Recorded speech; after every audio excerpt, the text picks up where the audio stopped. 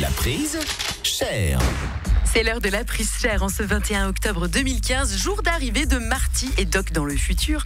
Mais ce que l'histoire ne dit pas, c'est que c'est justement le futur qui avait pris cher ce jour-là, et ouais. Et oui, et devant cette idée absolument épatante de parler de retour vers le futur toutes les 10 minutes ici à Rouge FM, idée à laquelle à coup sûr personne d'autre n'aura pensé aujourd'hui. Bah non. Je n'avais pas d'autre choix que de décortiquer avec vous ce temps de l'indicatif. Donc à quelques heures à peine de l'arrivée de Doc et de Diffoul à Hill-Valley, montez donc à bord de ma DeLorean, parce que vous le valez bien, et restons là à l'arrêt à fumer des clopes, la fenêtre ouverte à contempler le futur. De retour vers le futur. Oui, alors j'ai mis le thème du Seigneur des Anneaux parce que je sens que vous allez être gavés du thème de Retour vers le futur toute la journée. J'espère que vous apprécierez l'attention. Bon, vous êtes bien installés? Ouais. Eh bien, définissons le futur. Le futur, c'est des voitures qui volent, des routes qui volent, des stations essence qui volent et des oiseaux qui volent plus. Le futur, c'est des robots, mais pas des robots ménagers. Ça, on a déjà maintenant. Le futur, c'est la fin de cette chronique. Le futur, c'est Métropole 2000. Le futur, c'est de la quiche, Dixit Nicolas Hulot. Le futur, je l'ai vu, madame, au Futuroscope de Poitiers en 92. Il faut de quoi d'ailleurs depuis, on ne sait pas, quelqu'un sait. Le futur, c'est je prendrai sans S, sinon c'est du conditionnel, putain. Le futur, c'est moi et Futur Schmitt.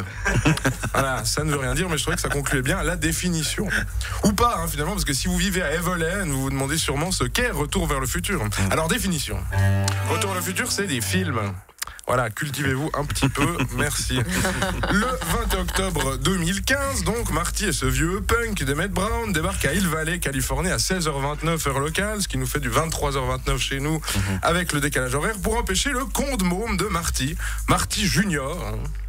Apparemment, voyager dans le temps n'a pas pour autant favorisé son imagination pour les prénoms de ses gosses, afin d'empêcher son con de môme, disais-je, de commettre un larcin avec le petit-fils de son ennemi juré, Biff Tannen.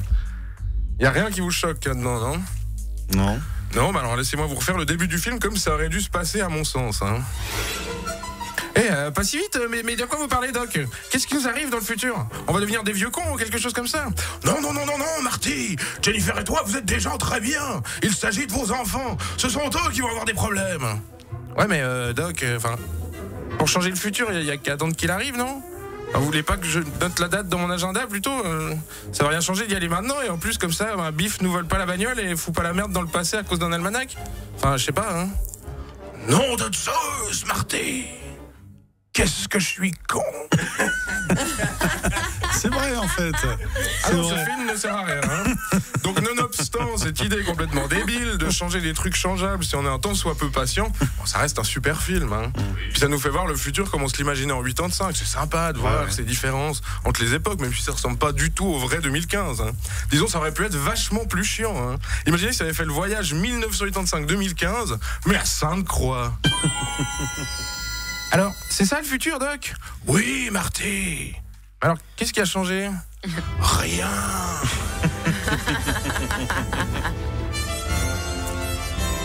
Bon, faut le dire, la plus belle chose du futur dans le film, c'est quand même l'overboard. Bah oui. Le skate qui vole, c'est génial ça. Maintenant, il y a même des mecs qui se démènent pour que ça existe avant la fin de l'année, vous avez vu? C'est-à-dire que le présent essaye de rattraper le futur du passé. C'est absurde. J'espère qu'on sera prêt d'ailleurs pour les Réplicants en 2019. Ouais, on peut le barrer. Ah oui, parce que Blade Runner c'est dans 4 ans les mecs. Faut lancer les fourneaux là. Par contre, j'ai juste une question à propos des Nike Mag. Vous savez, les Nike du film qui se lassent toutes seules.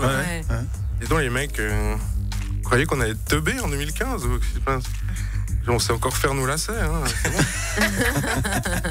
Mais il était quand même beau, le futur de Retour vers le futur. Plus beau que le vrai 2015 en tout cas.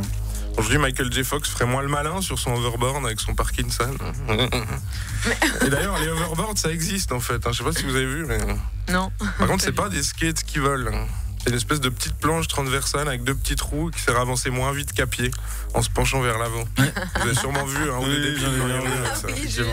Alors, cerise sur le gâteau, j'ai lu que Christopher Lloyd, l'acteur qui jouait Doc, demande $38 000 la journée si des fans souhaitent faire sa présence sur un événement. Bah oui.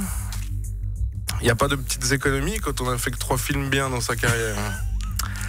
À la semaine prochaine. Rouge FM.